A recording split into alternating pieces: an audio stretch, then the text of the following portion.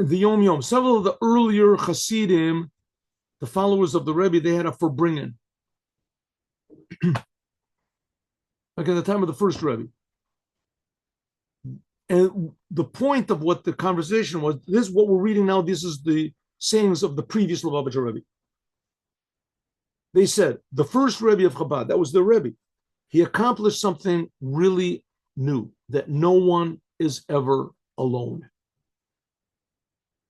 At one time, the head of the yeshiva or the great rabbis were alone, and his pupils were alone. And it was the Rebbe, he dealt with spiritual things and godly things, and the pupils, they just dealt with Torah and the commandments and their day-to-day life. The way that the Rebbe, what especially Chabad did, is a tremendous achievement, a godly achievement. The Rebbe is not alone. He's thinking all the time about the Hasidim.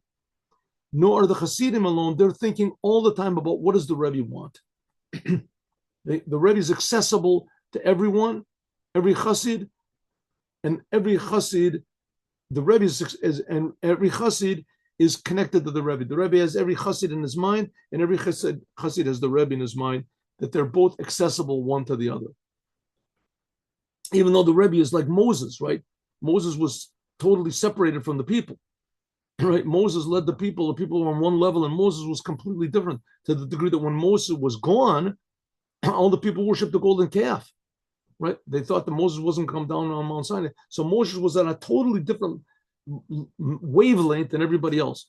Chassidut made that the Rebbe developed a new wavelength that was relevant to the Hasidim, and inspired in the Hasidim a new wavelength that they could be also on the Rebbe's level.